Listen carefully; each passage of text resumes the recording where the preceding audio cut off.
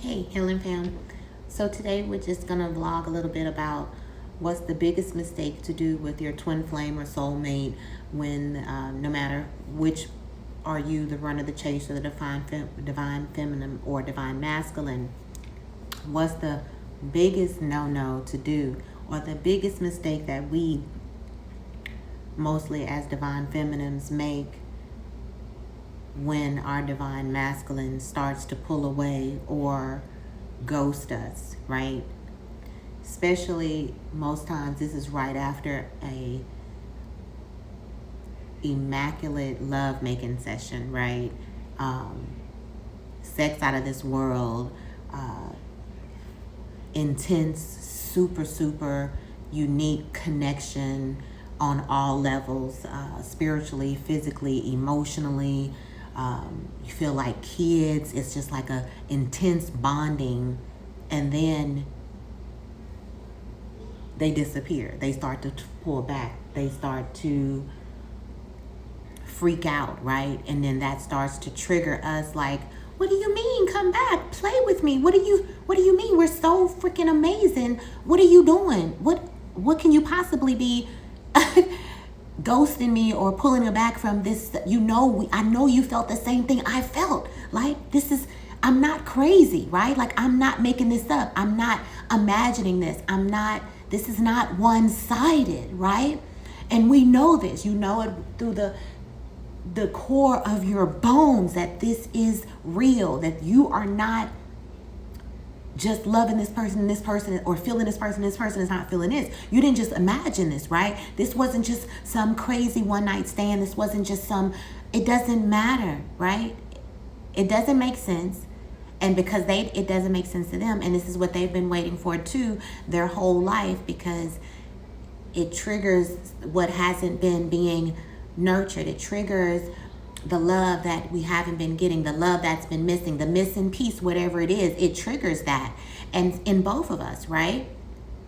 And sometimes when that divine masculine pulls away, when that intense, amazing love the breakthrough of love that you didn't think you could have, it is so overwhelmingly, the human side of them, not the spiritual side of them, right? The spiritual side is what we connect with and draw out like no other in them, and vice versa. But the human side that only knows this life, that only knows me, that's ego, fear-based, right?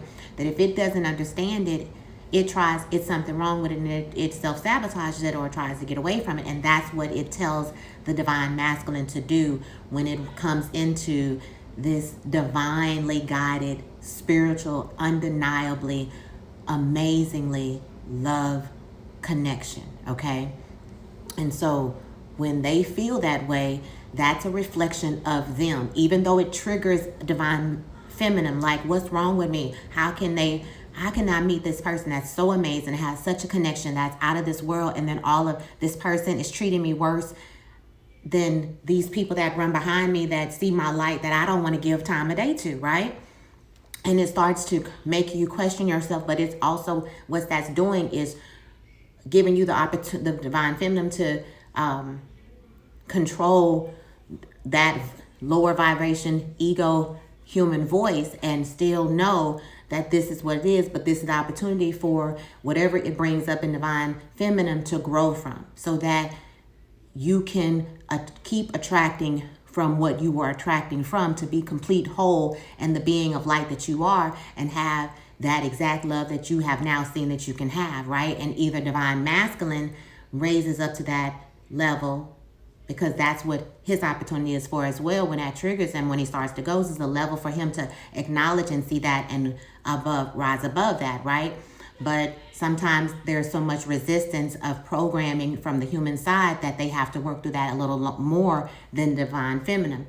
And sometimes it's vice versa, but that's what it goes. So when we feel those pulls and triggers, and it starts to pull on that human side, and we don't catch that, and it festers, and it starts to replay those insecurities that have been there the whole time, that divine masculine now is triggering. When it pulls away, we start to that old programming says, oh, we need to give or show or try to convince them or try to act or try to do something to not to wake them up or shake them and let them see how amazing this is, because apparently they didn't see it when it was experienced. And even though we see it, no, they saw it.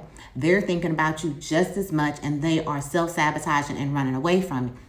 And when you run after them and call them, and that's the biggest mistake we do as divine feminines, is that we chase and we start to try to prove that we are worthy of that amazing love that we have now experienced with them briefly, right? Before they start to self-sabotage and run away from it, because they're so scared that they think, oh my gosh, they can't love me like this.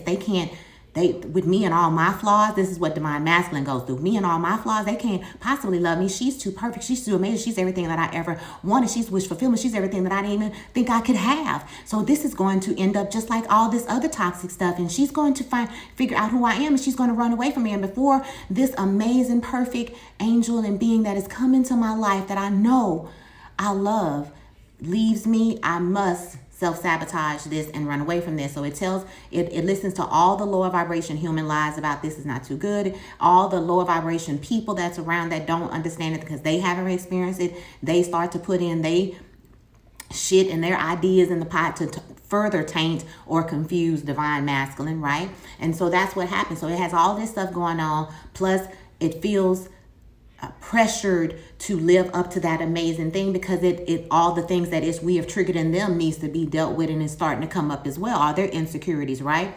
So I know it's hard because I couldn't teach this if I haven't been through it and succeeded. The number one thing that we do, the biggest mistake, is chase, call, and try to prove that we are worthy of this love, that they are worthy of this love, that we are perfect for each other, and trying to convince them to let's keep replaying this and trying to convince them not to run away and not to abandon us and not to reject this love, right? Guess what? That's all a reflection of them. So it's not a rejection of you. It's not a reflection of you. It has nothing to do with you, your worth, comparing yourself to the karmics or anything like that. This is all with them. But what you have to do is block out all of this lower vibration thoughts that I just talked about that's going to come up from your ego-based human side, right? All of that shit. And it's hard. And sometimes you do need to get to work with somebody like me, a twin flame coach or a life coach or whatever that can help you. All life coaches don't understand twin flame. And so you probably want to work more so with a twin flame coach, okay? Or somebody spiritual. And so when you run, chase, and try to prove as a divine feminine and convince them to not walk away of this amazing love that we have now found each other and experienced, it comes from a desperate lack of self-love, lack of self-worth vibration, and it sends that off, and that's not sexy. And so then that pushes the divine masculine away, right? And that further gives energy to gain momentum of the self-sabotage of the runner, okay? So the best thing that you can do, and I know it's not easy, but you got to do it, and you can do it. And if you need a prescription, your own personal prescription to deal with your own situation because it seems really heavy, then contact me at HealinMi@gmail.com or any other twin flame coach that you feel comfortable with, okay? But the number one thing that you can do is write a list of all the things you like to do that you haven't been doing, that you love to do since childhood that you haven't done. Skating, gardening, swimming, going to the spa, getting massages, going dancing, going karaoke, going hiking, painting, writing songs, writing poetry, doing open mic, doing hair, makeup, whatever your hobby is, right? Whatever the things you love, right? You got to make a list of that and make it your business to concentrate on those things. And every time you want to pick up the phone to text or call or email or obsess over divine masculine, and that means, I'm going to keep it real, spying on him or her, because gender, it doesn't matter when we're talking about divine feminine and masculine. It's just energies, okay? But spying on divine masculine, spying on the karmic that you know they might be with. None of that gives energy to what you want, okay? None of that brings in the energy and momentum to manifest this love that you want with divine masculine. So the first thing not to do is to not run and chase texts and try to convince them that you are better than the karmic, that you are better than anybody else, and that y'all belong together. We belong together. That's the wrong thing. You got to love on yourself. You got to pour into yourself. That's the energy that is sexy and confident and positive, that sends off that self-love vibration that helps divine masculine to also mimic that from you and also grow and start doing the self-love and self-awareness and and healing that's needed for divine masculine, so that divine masculine doesn't have to self-sabotage this amazing love. So you get busy doing the things that make you happy, and you find any freaking reason to be happy. You find any reason to replace the thought of obsessing over divine masculine and the karmic and whatever reason that can come to mind from the lower vibration human of why they are not calling back or responding to you or ghosting you, or how could they love you and make love to you like that and say all these things and feel all these things and you know it was real and then treat you like this. That is the energy. Thoughts are energy, and thoughts play out. So when you obsess over that, it makes it draw out more, and it makes divine masculine continue to wallow in his shit longer. So if you want to speed up the process, you have to control yourself and do the work. What's the work? Staying happy. What's the work? Feeling good. How do you do that? Do the things that make you happy. Watch TV shows that make you laugh. Watch cartoons. Go around the people that make you feel best about yourself, right? For the right reasons, that they make you feel good about yourself, right? Pour into yourself, right? You have to start affirming to yourself positive affirmations, mirror magic, right? Reprogram yourself every time. Write down what your rule is, that every time you start thinking about something negative about divine masculine, or the sadness about missing divine masculine, or any about how divine masculine is treating you, you must make that rule to yourself that you have a go-to already, to as soon as you catch yourself thinking of that way, because you're going to feel it. Then you replace that thought with the affirmations. If you need help with that, contact somebody like me at HealinMi@gmail.com, or any other life coach that you are comfortable with. But this can only control you until you have something to work with to reprogram yourself. And then you can play this game, right, with this runner and chaser. And then as you're loving on yourself and you're affirming and you're doing your mirror magic and you're controlling the lower vibration fear-based thoughts, which are lies. None of that your fear-based human part of yourself tells you is true. All of it is lie. The way y'all feel is true. How they feel is true. What they feel and what this was is real. But your ego is gonna try to play all these games, mind games on you, right? To make you